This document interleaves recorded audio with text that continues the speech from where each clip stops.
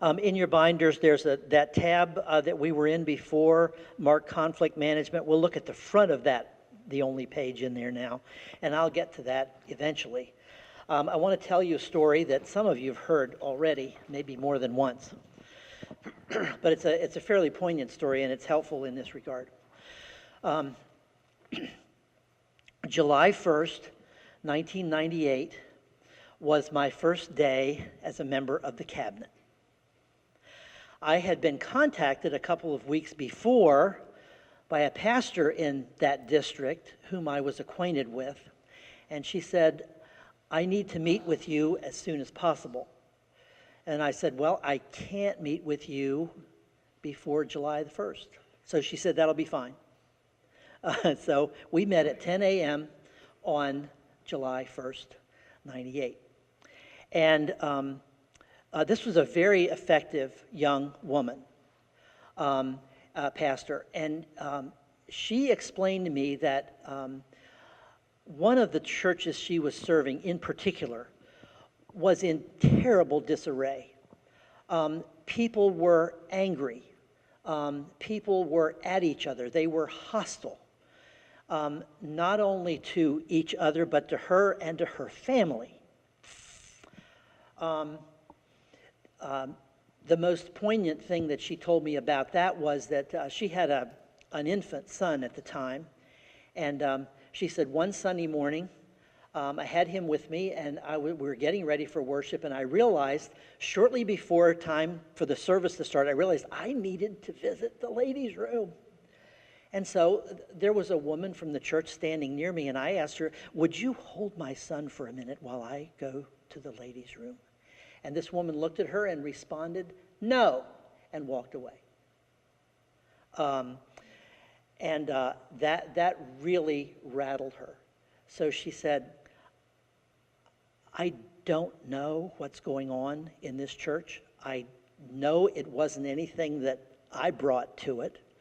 And I don't know how to lead them or to help them." And then she said, "I have heard a rumor." And she said, "The rumor is that my predecessor was guilty of sexual misconduct, and he was dismissed. He had been a retiree, so they just simply did not reappoint him, removed him, did not reappoint him, and sent her in the next conference." The congregation knew nothing of why this happened. She knew nothing. I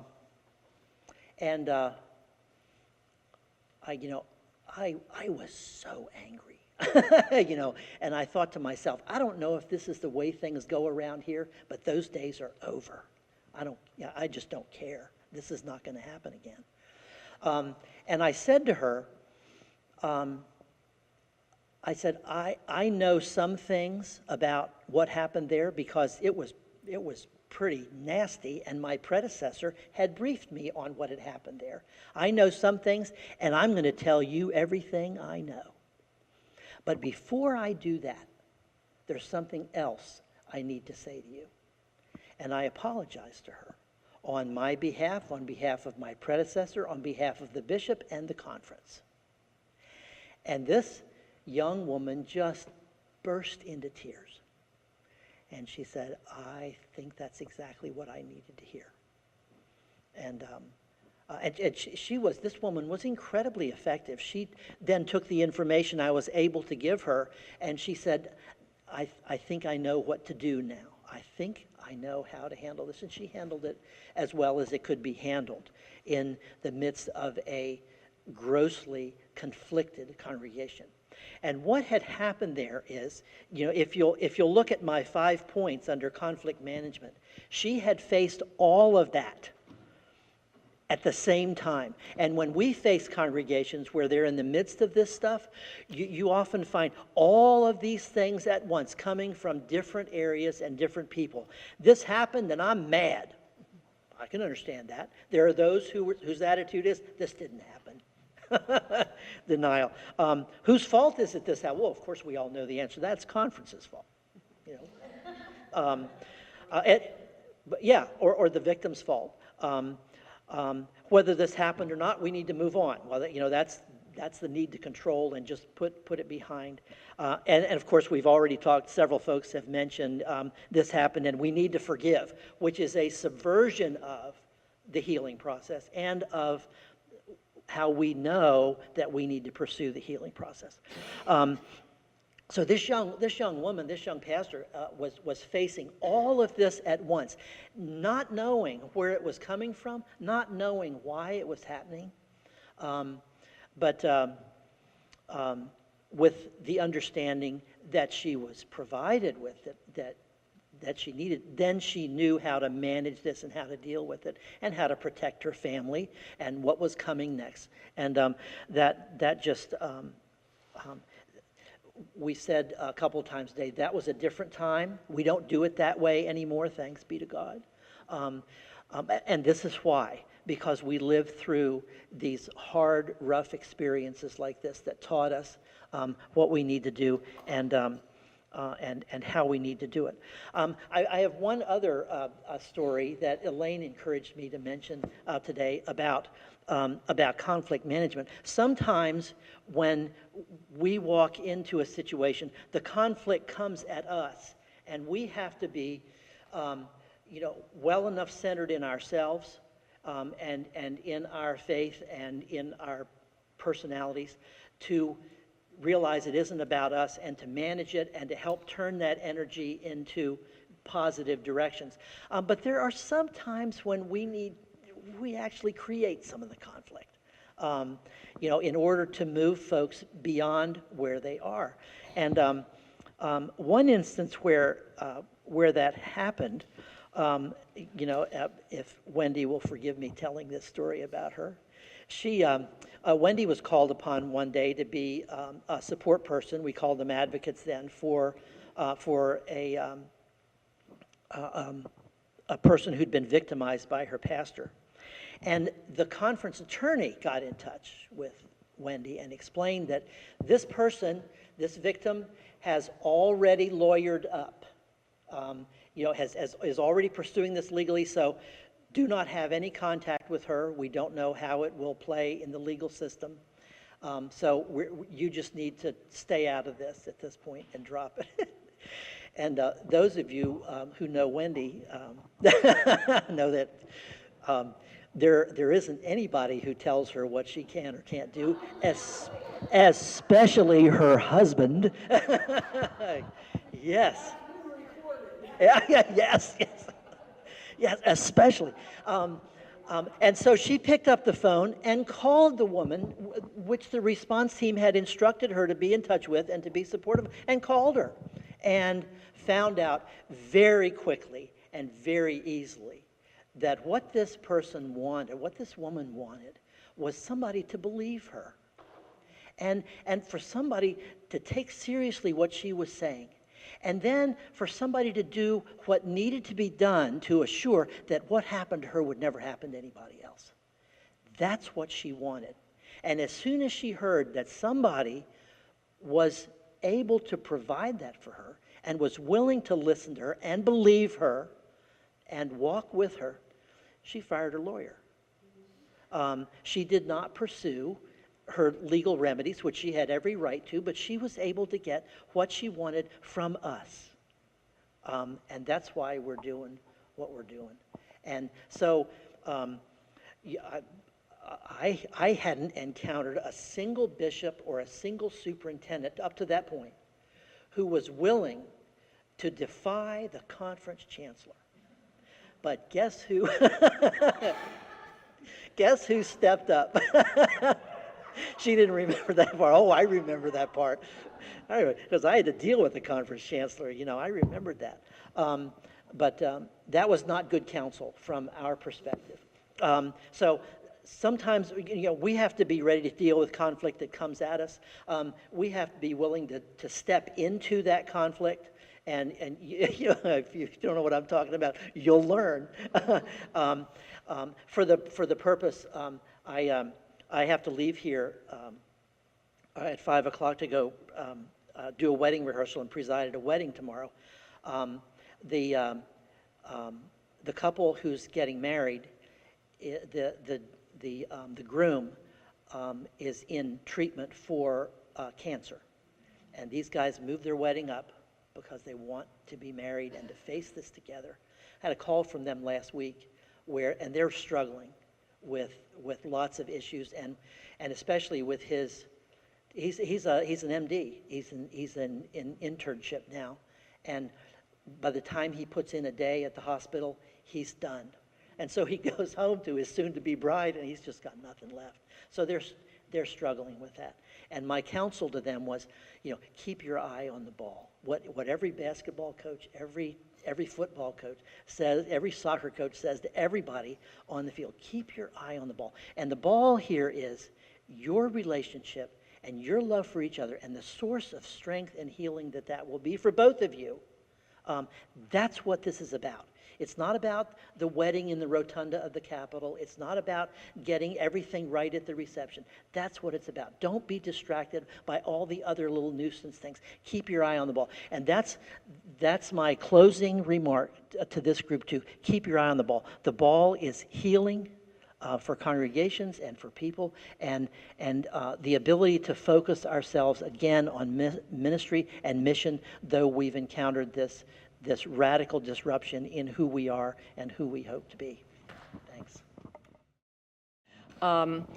In the past, and Elaine, I don't know that we talked about this before, but when we did training for new members, we typically ask people after the training and after you've had time to consider all that you've learned and whether you're interested in joining the group, for at least a 2-year commitment to the team. That's something that we did in the past.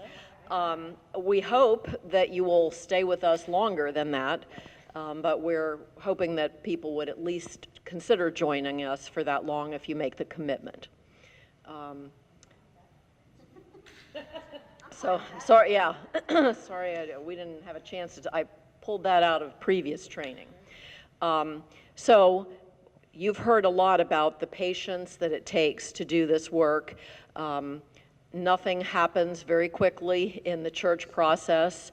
Listening to people's stories over and over and over again, it is taxing, time-wise and emotionally for us who are in these roles.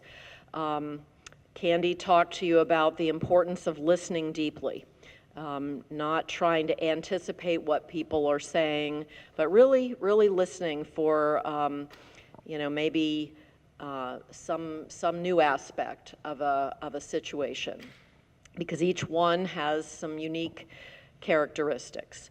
And then a real sense of calling to this ministry. This is not a ministry that is often recognized.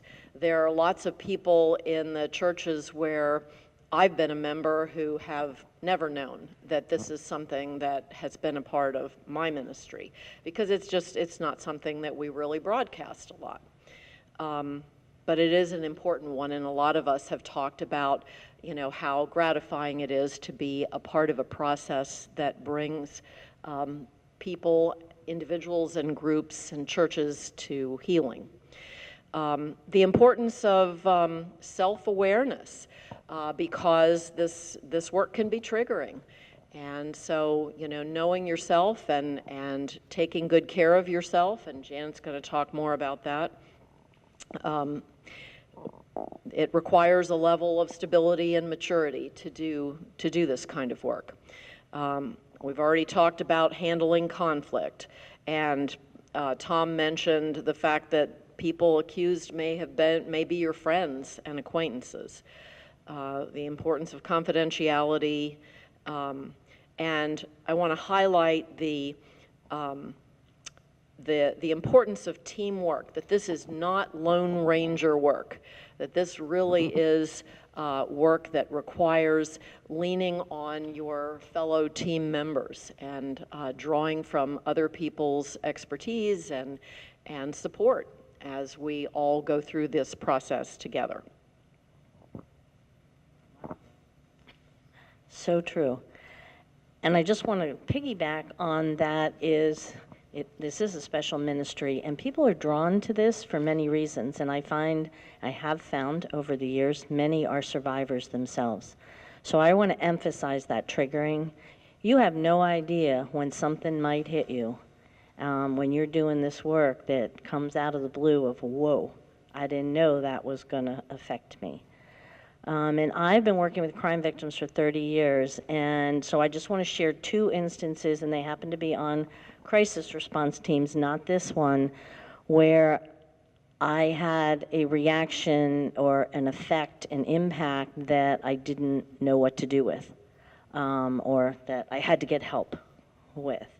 So I was on a CISM team at one time that, responded to first responders, and I also am still on a statewide team that responds to mass violence incidences. And as part of that mass violence, I responded to 9/11, both in Shanksville, but then for a week in New Jersey, where we were there as a team, a state team. I had a team of 8 that I led from Pennsylvania, and there were 3 other state teams there.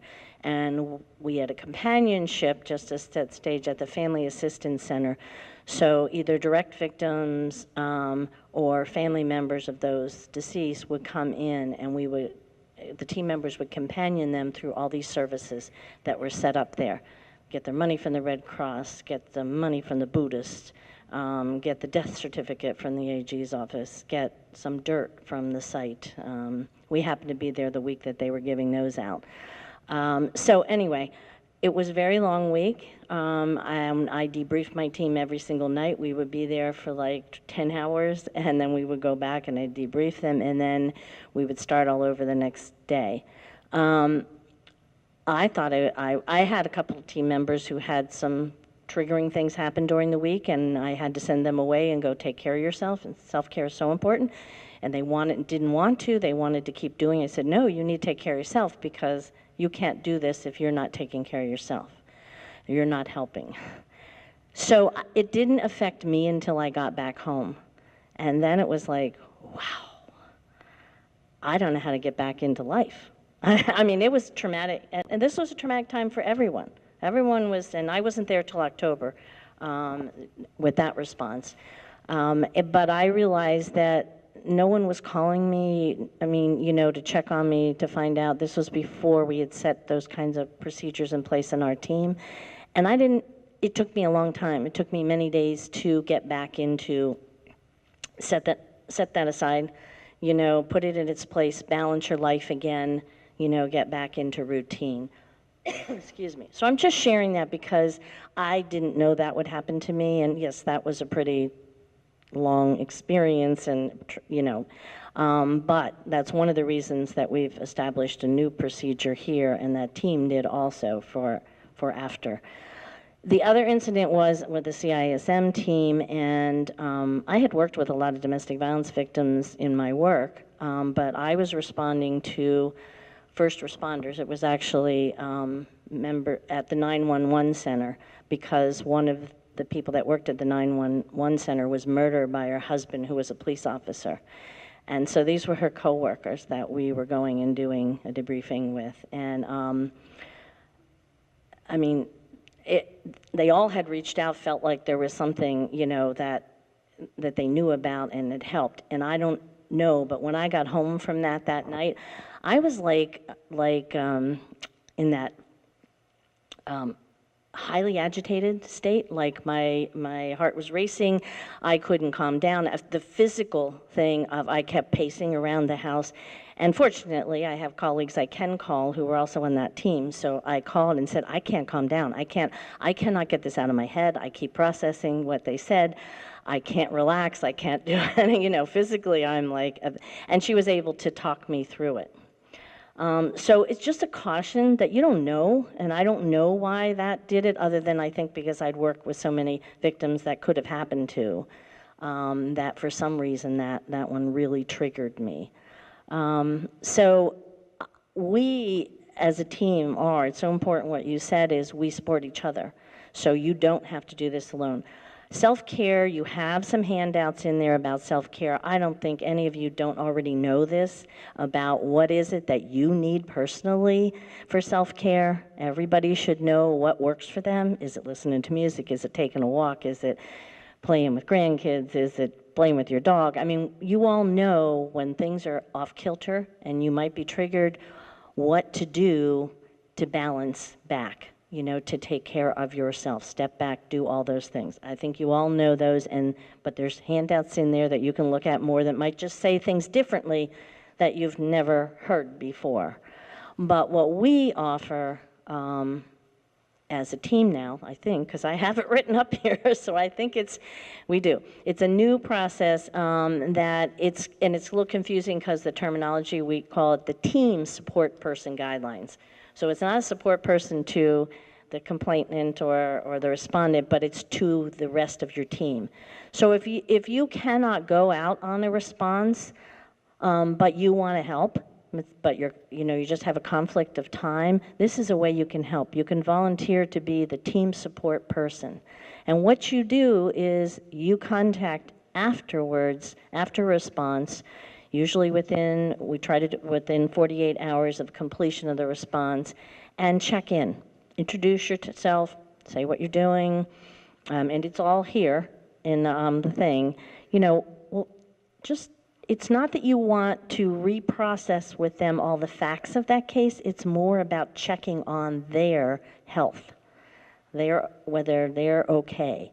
What was the hardest part? What was the best? Is there anything that happened that concerns you? Do you feel prepared? Like, now you've had this, this might be your first one, and it's like, so, are you going to be able to go again?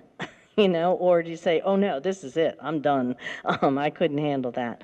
And what's it been like since you're back? You're doing the same kind of thing that you do with a congregation in some ways, but you're taking care of your team member. Is there any difficulty you're having? And then, you obviously would do anything you can to support them, and if you have other places that you can refer if they need it. I think the most important part is that we can see an accumulation of trauma ourselves if we do this over and over again. So I just wanted to share. So hopefully this helps to diffuse the effects of each time. But I was reading in this lovely book, Trauma Stewardship, an everyday guide to caring for self while caring for others. It's a book that our coalition gave to all of us to take care. And so I just wanted to read a couple things that I think just will nail this. A trauma exposure response has occurred when external trauma becomes internal reality. So if you're hearing about the traumatic things other people's experiencing and then you internalize that, now it's your problem. And so they talked about the tsunami in Thailand in 2004, and somebody was like really struck by how many workers arrived with this heroic mode. We're going to come, we're going to help. And what happens with that is as you care for people with your heart wide open, you often don't realize how much of what you're exposed to is being taken in and held in your body. It isn't until later that your body starts to let you know. So I know people drawn to this, and particularly in the faith community, have open hearts usually when they come to do this. But you have to be careful that your heart is not so open that it breaks from taking too much of that other person's pain in. And then I just want to, this is for all you social workers out there, which I am one of, exposure to other, there was a study that exposure to others' trauma doubles the risk that social workers will experience post-traumatic stress disorder.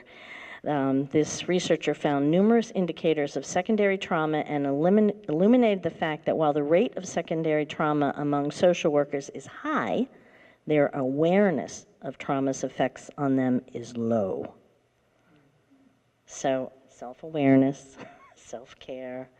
I want you all to be there to continue to do this work, not for 2 years, for 10, 15, 20, like you see the people around. And I think that, we need to pay attention to each other and take care. That's all I have. that word. Target ourselves, like if I couldn't hold us to that, I can't. Start that over. Okay, sorry. Because this is important. Okay, so yeah, we call it burnout, and we beat ourselves up because we can't handle something or we don't think we can handle the job, when in reality it's, you know, it's trauma that we've experienced by hearing other people's trauma in a second degree. So anyways, just wanted to, sometimes, I mean, I called it burnout for 6 years. It took me 6 years after I burned out of my job to realize that what I was actually experiencing was trauma. I needed to deal with that instead of burying it or saying, I can't do it. So.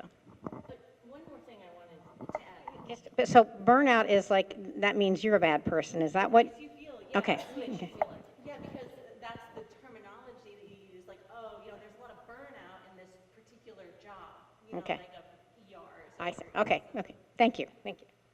I think the other thing sometimes we found with the team is that if you're coming new to it, that if you don't have a lot of exposure to the evil of sexual abuse of children or of, you know, misuse of, you know, people for your own gains, if you don't have a lot of exposure to that, that's harder to hear and shocking and might, you know, have another effect on you, you know.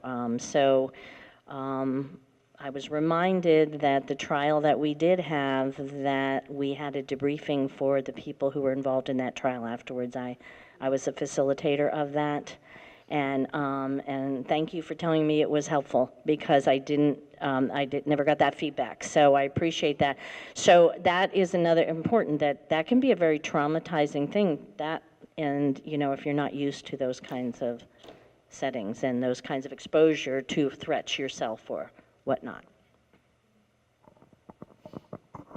And just to add to that, one of the things I think that really I didn't expect when I came on the team, I was expecting to feel some compassion for everybody involved. I didn't think about, like, the pianist or the janitor, or, you know, the person who comes to church 3 times a month, and the pain that it caused that person. And when I'd see that pain in there, I would take that home with me. And I can remember you talked about yeah, and I would take that home with me, and I would sing all the way home, which if you heard me sing, you would hope I wouldn't sing all the way home with you in the car. But that would be one of the ways that I would deal with that. I just needed to get that out, because, I mean, it's unexpected, some of the things that you see and that really traumatize you. So it's really important to be aware of that and to find a way to deal with that. And sometimes it's, you know, get on the phone and talk to somebody all the way home, or talk to, you know, somebody in the team all the way home, or, you know, the carpooling is really helpful, I think, for some. It is very helpful. Sometimes you can just kind of debrief after you've debriefed. So it is a very traumatic kind of thing to do. Now, I don't want to scare anybody away. No. I was talking to Carrie a little bit, and she's been through some real trauma in her job. So I was saying, that I was a little reluctant to have some of the new people go to the do no harm training, because it scared some of us who have been on this team for years. She's already had some of that in her jobs, and so I'm sure the rest of you have had some of that in your experiences too. So I was probably not giving you as much credit as I should have, but it is traumatic. This is traumatic work, and we need to realize that as we go into it. Why do we role play? And I already said it's, a lot of people sometimes have issues with role play. But it's a safe place to practice. It allows us to make mistakes, to learn from those mistakes, and oftentimes we learn more from what went wrong than what went right. It also gives us the opportunity to learn new techniques and strategies from colleagues, to see how they react in certain situations, and then how we can incorporate that into our own work. So I think it sometimes is helpful. It kind of gives us an opportunity to observe also, and observe ourselves as well as observe others in certain situations. So that being said, I'm going to read a background of a scenario to you. After I read that background of the scenario, we're going to do some practice. I'm going to give you the setup. We're going to do some practice. We'll debrief that. We'll do another round of practice, and then we'll have a larger debrief. So that's kind of how it's going to work, so that's what to expect. So before I read here, I'm just going to piggyback off of what Mike had mentioned about sometimes we as the team or individuals kind of create conflict amidst conflict. Sometimes that happens, and so my scenario kind of think about that a little bit as I read in ways of which the team sort of creates a conflict. I think Wendy actually gave me this scenario. It's a little bit changed from what you had given me, but okay. So, and my new favorite podcast, I'll just give a plug for it, is LeVar Burton Reads. If you ever watched Reading Rainbow, LeVar Burton reads this amazing podcast, and he just reads short fiction stories, and he always begins his podcast with a little blurb about what he's going to read, and then he says, and let's take a deep breath. So just settle down into whatever place is comfortable for you, and we'll, okay, let's begin. Reverend Casey was the associate pastor in a large church. She came on staff for 2 years under the bishop's appointment with a specific emphasis on pastoral care to the homebound and seniors in the congregation. The congregation was still in its infancy, founded by the charismatic senior pastor, Adam, who started the church 10 years ago in a suburb of a major metropolitan area. The pastor handpicked the church council in the first few years, saying he did not have enough leaders to fill all of the vacancies. The church grew rapidly under his leadership, with a music program that drew people of all ages, worship with the feeling tone of an evangelical revival, and outreach to young families. His marriage appeared solid to everyone in the congregation, his wife speaking supportively and running the education program at the church. While making some home visits over several months, Casey began hearing petty negative comments about the church and pastor. Casey felt a theme of criticism running through the peer group of seniors that they visited. Words like, "we never," and "we just shouldn't," crept into their speech. They expressed being left out of the leadership. Even those who were active and wanted to serve in positions of authority were turned away when they were offered their expertise.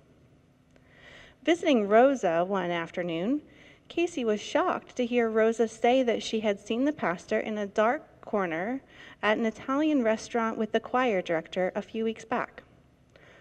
Rosa said, "I'm not sure they were doing the Lord's work, but perhaps they should do that at the office so that no one else thinks it's suspicious."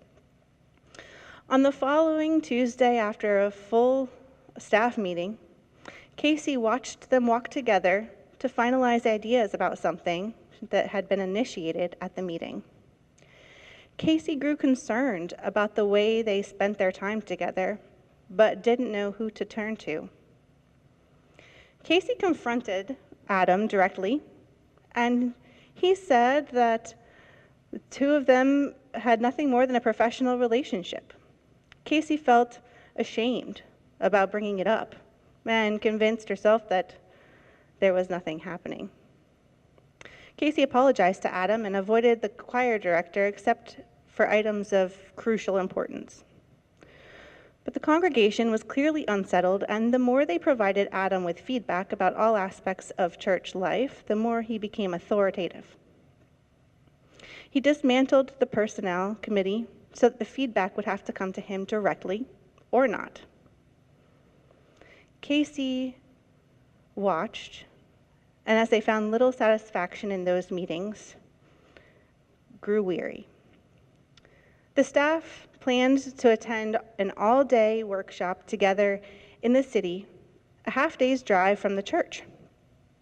At a staff meeting, the choir director had said she couldn't afford to attend, and Adam said he'd take care of it for her, including an overnight at the hotel.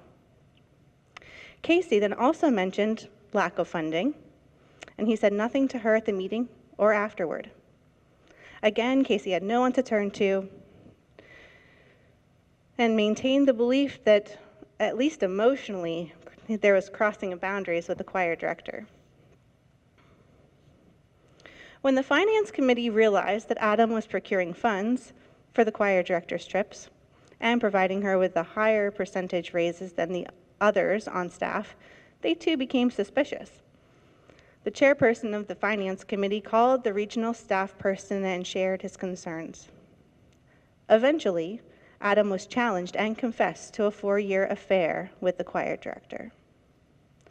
The hierarchy of the church acted swiftly to move him out of the pulpit and replaced him with an interim pastor. The problem was that there were other people who served as silent witnesses to his harassment and suffered from secondary trauma. Part-time office volunteers, the office manager, and the associate had all been lied to by him. They had received cuts in their pay while the choir director had received increases in pay.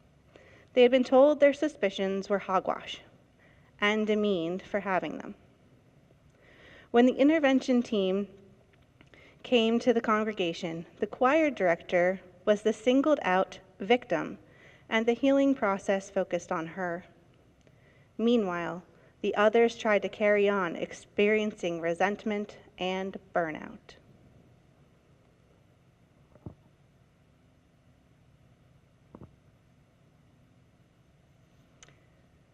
Okay, so that is the setup, that's the background.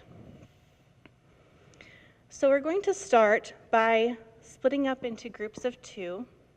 And in your groups of 2, assign one person to be Casey, the main character, and one person to be a support person from our team. And think about what that conversation might look like.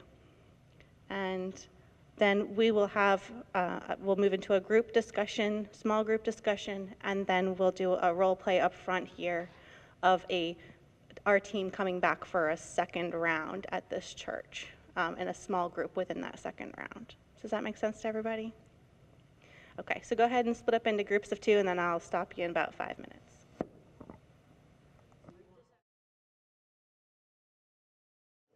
Okay, so we're going to shake off our rolls. Shake off your rolls. Shake them out. Shake out your bodies. All right, we're shaking them out, stomping them out. All right, and then gather with the group, a pair next to you, and form a group of 4. And you're going to put on your team hat and think, what is the next steps? What is next steps as our team? So you're in your groups of 4, and start thinking about a team. Okay, team, let's bring it into the center here.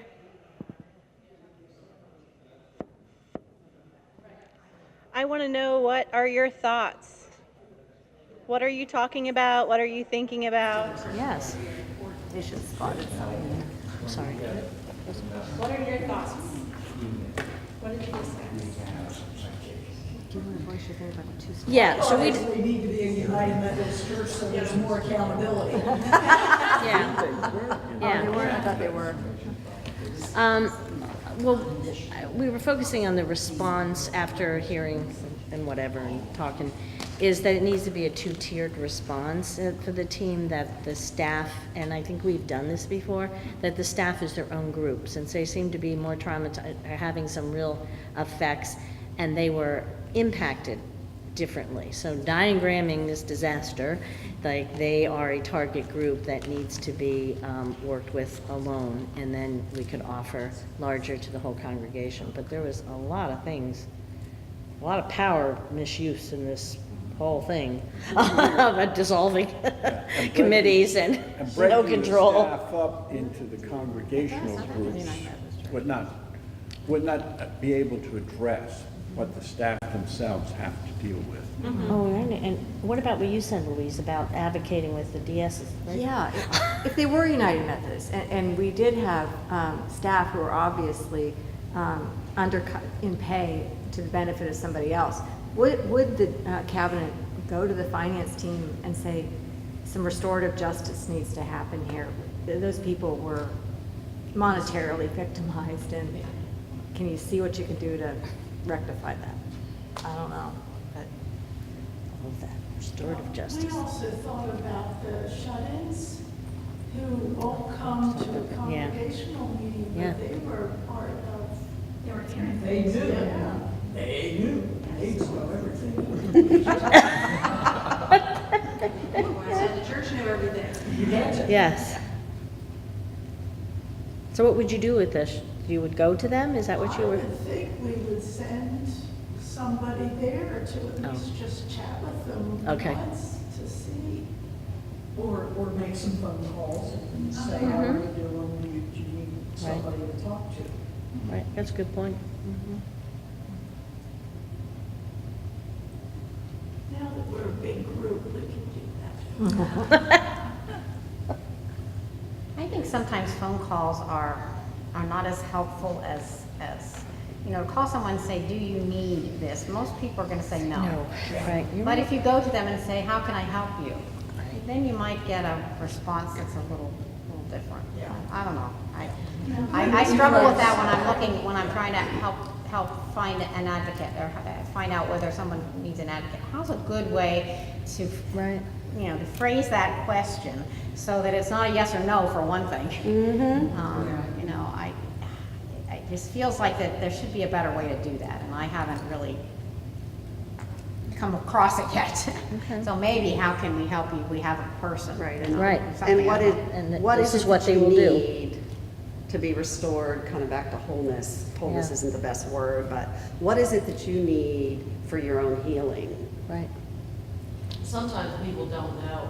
Right, and sometimes they don't, but at least you can ask the Yeah. question and they can say, I don't know, but maybe they have something they can say. Or would it be helpful in your healing process to have someone? Right. We have stay in someone touch. that, Mhm. you know, would be willing to kind of walk this journey with you. Right. Would that be, you know, Right. would you be open? Would you be open? I like that. Yeah. Would you Right. be open to that? Yeah. I And, like and, that. and perhaps, you know, initially say they will be able to share information with you and help you understand the process. Because that's less threatening Yes. than It to is. say they're There's gonna something wrong help with you, counsel you, whatever. But they will help you understand the process and be able to either answer your questions or get the answers to your questions Yeah. about the process. Do we have a list like of that. questions that a support person may ask in a telephone conversation or? No, I don't think so. We could brainstorm some though. Okay, we could do that, we'll put that down as an agenda item for one of our meetings. One of the things that was talked about today, and it's really ringing a bell with me, is who should ask the question about counseling and that kind of thing? Or who should talk about confidentiality? And I was thinking about, actually, one of the things that struck me was the story that Mike told about Wendy. And Wendy was told not to call. But Wendy's voice, Wendy's ability to engage people is present. And it feels to me like if I say, well, you know, even if I say, would you be open to a support person, and then say, of course it won't be confidential. It feels like the support person would be a better person to say that because you have engaged them in some way initially. I know that maybe when you say, okay, it's confidential, then you might, we talked a little bit about that feeling like betrayal, but it feels to me like it might make more sense to have, I mean, I hear some of your voices, I hear Donna's kind voice, and you know, I hear those voices that you are able to convey and those feelings behind those voices that you're able to convey when you first make that phone call. It feels like it might be better for you to be able, they might say yes, even though they know it's not confidential, that they can at least go through some process. You know, if we say it's not confidential up front, they may just say, okay, no. So it feels to me like it would be better for the support person or advocate to mention that and to ask the question about counseling. It just feels to me that that would be better because of who you are. Yes, ma'am. I know you're chomping at the bit there. Yeah. Can we say to the person, the majority of our conversation is confidential, but I That's what I need think, to yeah. let you know that if you tell me something that's pertinent to this case. Right. That hasn't been shared already with the district superintendent, I will be required to share that. Yes. But Oh, I things like you that. tell me about your feelings, things that, Yes. that all stays here. Yep. I That's a agree. good way. I agree. I agree. That was coming to me too, yeah. That is a way that, in the field that I work in, when, especially somebody a reporter, if somebody comes to me and they want to talk, Right. I say, you know, that everything that you say here is kept confidential, but the limits to that confidentiality are, Right. if you're in danger to yourself or someone else, Right. if a child has been hurt, we need to keep that person safe. Or, you know, and in this case, if there's something pertinent to the case. So you could say, these are the limits to that confidentiality, that might be a much more receptive way. Right. I like that. I like that too. Because That's- there's something, if you're having folks automatically shut down with the offer of a support person and then add on top of that, and by the way, it's not confidential, then you're really This is selling a it really all. crappy idea. Yeah, that's true. Yeah. I mean, I think what we need to do is put ourselves in that situation ourselves. It Right. would be natural for us to hang up the phone at that Right. point. Yeah. You know, if somebody said, well, we can't be totally confidential when it comes to matters of sexual abuse and everything. So that, I like that word. I like it. Yeah. I like that idea. One of the best things to do when you're working with a person who is victim or survivor is not say, we have, it's, would you like the option of? Because in that way, you're giving them the option. It's just again, power. wording. Giving them Right, it's an Instead of, empowering. We have a survivor or a support you can work with, would you like the option of? And I usually do that kind of thing, but one of the things that, again, you know, all of you have the ability to engage people in conversation, even over the phone. And so I just feel like you're the ones to talk about the confidentiality issue and the counseling issue. You know, once we can get somebody to say yes to that option that they might have, because it's got to be yes or no. I mean, it has to be a yes or no question when you know, however you phrase it, they're going to have to say yes or no. But once they say yes, then I feel like the support person, the advocate, would be the one to ask those questions about, or give that information about confidentiality and about. But that builds a trust too Yeah. between that person. Yeah. Well, let me ask this question. I know you asked that on the initial contact, and if the initial response is no, have you, or could we say, I'd like to check in with you, you know, in another week or 10 days? No, I always You do should that. do Yes, that. I She always does do that. Because you can reoffer it. Right, And right. then maybe, Right. okay, I just Right, wanted, yeah, because, yeah, oh. because in my field, we always say no never really means no, it just means not yet. Yes. Right. I raise money. Yes, yes. Yeah, I always, if I get a no, I always check back and. Okay. You know. And I say that ahead of time. I say, you know, you may not be interested now, and that's fine. Let's see how this process works out a little bit. I'll give you a call back and. So the door isn't just shut No, no. immediately? No. And I think historically, we've offered that kind of confidentiality in working with most of the survivors. You know, that we're not taking back to the conference officials, people's pain and struggle Yeah. and thoughts and fantasies or whatever. But I know that in my experience, one time I was assigned to a complainant, and I began to work with her and listen to her, and suddenly she reported a completely separate episode of abuse or harassing behavior by someone else. And, you know, that wasn't even a part of the case, and so I had to tell her, you know, I have to take this to the conference. And that actually broke our relationship. Right. Okay. So it is important that we, you know, help explain the limits of confidentiality somewhere. And I like that phrase, you know, these are the limits. We can maintain confidentiality, here are the limits. I like, that's a good way to do that. It's like a non-threatening way of approaching it. Yeah. But there are laws that we have to maintain. We Yes. are mandated reporters. Right, et cetera, right. et cetera. I'm sorry about the circumstances that brought us here today with the the sexual misconduct within your church. And we have been in prayer for you as a team and your pastor since we were called to come here. We know that you might have all kinds of reactions. Some of you might be angry, some are hurting, some are grieving, some are in shock. And so we're here today to listen to you. I just want to set up with you how we're going to go through this process so you get a chance to express those things. There's only really one rule we have, that we respect each other's opinions and experiences, that everybody has different and our truths are different for each of us, so that we'll listen to each other and respect that. So my name is Janet, and I am a lay person with the response team. And I'm Marty Willard, and I'm a lay person with the response team. And so this process that we're going to use is we're going to ask you a question, and we're going to give you the talking stick if you want to respond, so that one person's talking at a time. And we're going to kind of work through this intervention. Hopefully this will be helpful to you in processing what's happened. It's an educational process. So if you would please start with, and I'll move the stick around, your first name and how long you've been attending this church, and if you have any particular role, staff, leadership, or anything. We'll just do that introduction so that Marty and I know that.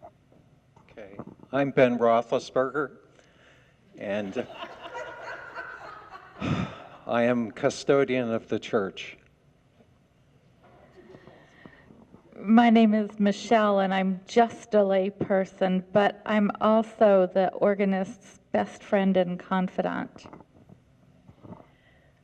I'm Carrie. I'm Adam's cousin, and I just very upset on how this church has been treating my cousin.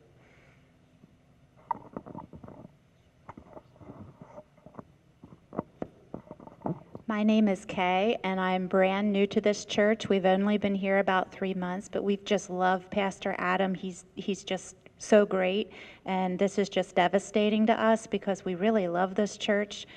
We aren't really involved that much yet, but we, come every Sunday, and so, we're just really not sure what's happening, and we know that there's a lot of tension here, and, we just don't really know what to make of it. Well, thank you so much for sharing your names and kind of where, what role you play here at the church. And we're wondering, like, what was your first thought when you heard about the misconduct?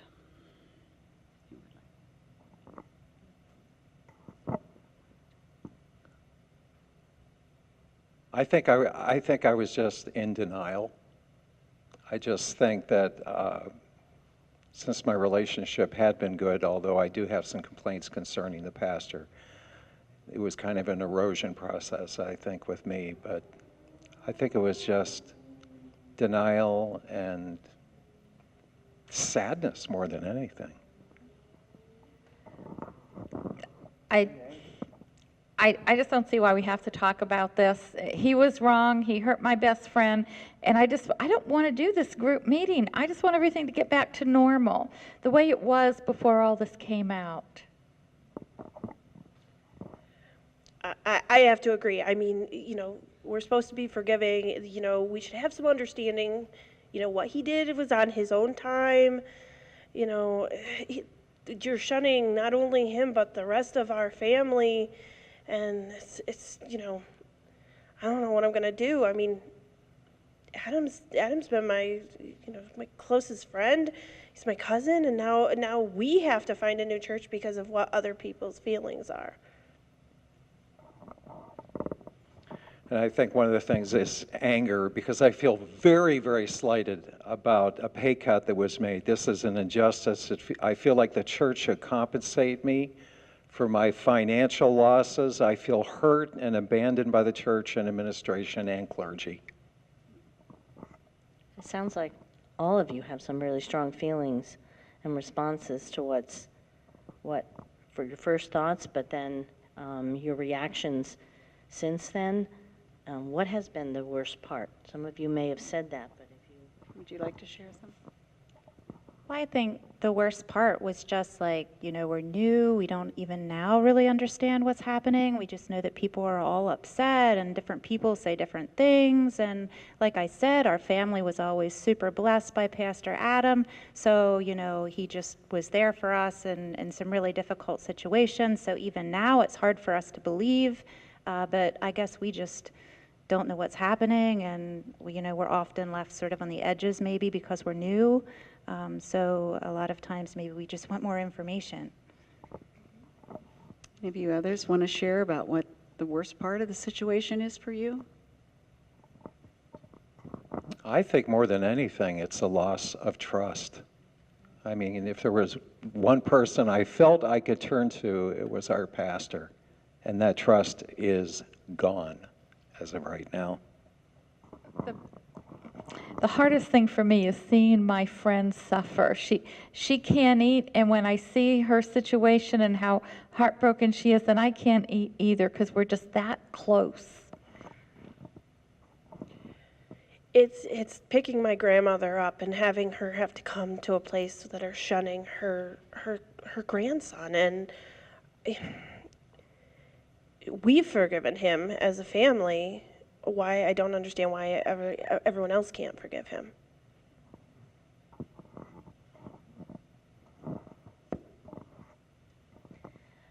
Do you want to keep going? Well, would you please share with us how this is affecting you personally, maybe emotionally, physiologically, spiritually, whatever way, how it is affecting you? Well, we've just been so excited about this church. We tell our friends about it, we invite them, and now we're always sort of like hesitant because we don't really know what to say to our friends. They'll ask us about our church, and we're just not sure because we don't know like what's going to happen on a Sunday morning, and it feels so tense here.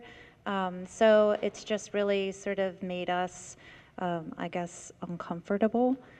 Because we don't really want to say much to other people, or we don't really know what to say to each other. Again, we just don't know, and that vague feeling is very uncomfortable. I think more than anything else that it's affected my belief in our God, trust in God. This man was a representative for God's power, and he abused that power, and my spiritual life may never go back to where it was before. My friend is sad. She comes to choir practice and half the choir doesn't show up. How is a choir supposed to sing with only half a choir and no sopranos? And she's just beside herself, and it just pains me to see her like this.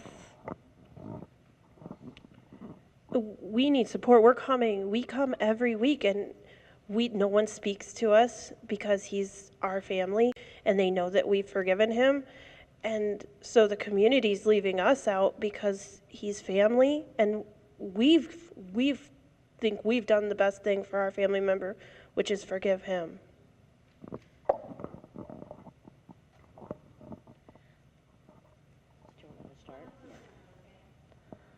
One more round? None. We don't. Well, we don't. We were going to do teaching stage. We were going to do next. Oh, okay. Just like validate what they were all okay. feeling. All right. So that's fine. Thank you. That's great. Thank you. That's good. All right. Thank you. Hand for everybody. Thank you guys. Okay, so if I can just process this just for a couple minutes, is that okay? Okay. So what did the observers notice? Sadness. I did feel that seemed very real. I mean, situations almost identical to that. It's in there without me. Yeah, it looked real. Right. Good actors. The actual thing is you know, like sadness, anger, disappointment in this Okay, but I will. was all over the place emotionally. Yeah. Although I would say that many times that there would be somebody monopolizing the talking stick, even though they had a talking stick, and there would be others who would be shy and wouldn't be able to say anything, but try to get them to process and be sure. Yeah. That's very common. Partner, because you're probably not passing around the mic.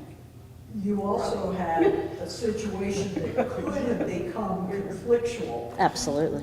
between the choir director's friend and Yep. the president. And that family. I was really waiting for you to blame the victim. I was really waiting for you to blame that. She couldn't go there. She couldn't go there. I know, it's her work, she can't go there. She's still in denial. But that could very well have happened. Absolutely. You know. Absolutely. Yeah, that was a dangerous situation to be in. And sometimes what you're not getting by doing the role play thing is the back and forth from the other people supporting what they said, or saying, I'm sorry that, I didn't think about that your family is impacted by this. You get that interplay between the people that you don't get with the So role, that begs a question. which is important. For me, Right. when you do this with a congregation, then you explain that they really need to, even if they vehemently disagree, let each person say what's on their heart without responding. Yes. Well, and then we didn't get to the teaching phase, but yes, you don't want to shut them down by responding early. This is like not counseling.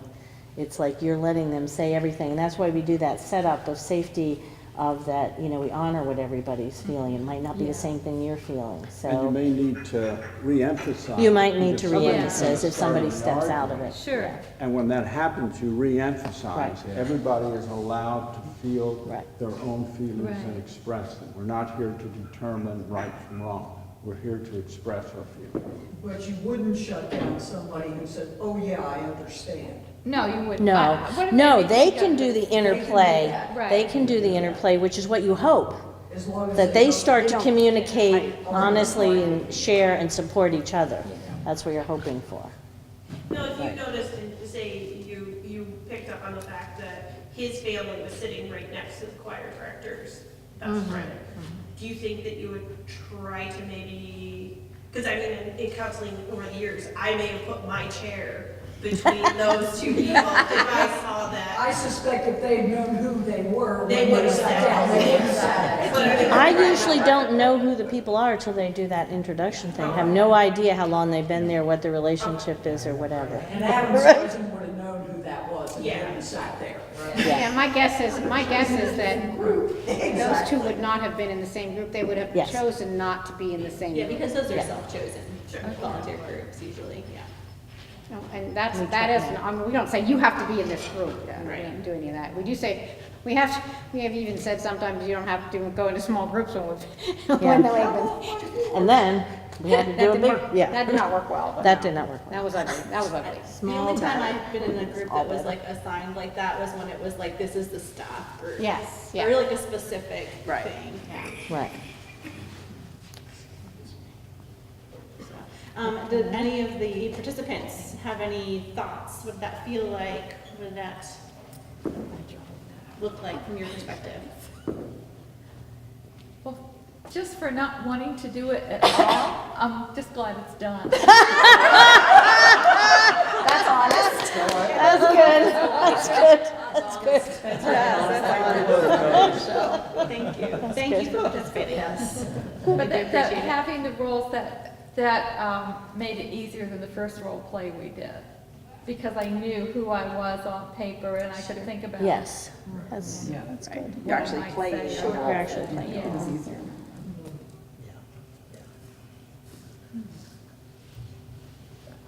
It also made me think as I was up there, how when you are so focused on your own hurt, a lot of times you're not going to be listening to those responses around you. Yes. Because when we have anger and bitterness, Yes. in our soul, we become very, very inward. So I don't know if you can emphasize to everyone within the group, it's important to listen to each other Yeah. Because a lot of people are That's a good going to be point. so upset and focused on their own bitterness that they're not going to hear the conversation. Absolutely. And that's important. That's a good point. However, there have been times that I have seen a lot of healing because the person who was so into themselves, through the give and take, they came to the end of the meeting and really was thankful Yeah. that they had heard the other person and Yes. understood Right. something they didn't go into the meeting with. That's true. Yeah, I think sometimes it's not something that you can tell someone to do. They have to be ready to receive what other people have to hear. And another thing I think is when you're really angry and you get that out a little bit, then you're more open to maybe hearing what somebody else is saying. But when you're so angry, you can't hear. But once you get some of that out, you can hear a little better, I would think. Yeah. And obviously, a group would not be as short as this, you know, you would No. have a lot of No. time to process together, so. Right. Do you pray before you go into the sharing? Oh, yeah, we usually do start with a prayer. You're right. Skip that. I was just wondering, I would think that would be very helpful. We do. We usually do. Once we get into the small group, then we do a prayer there, and we usually do it at To the open end. it up. Yeah. And then At what- the end. Paper it said at the end. Yeah, at the end. The prayer is But please sometimes let you do everybody it get at the it. beginning. Right.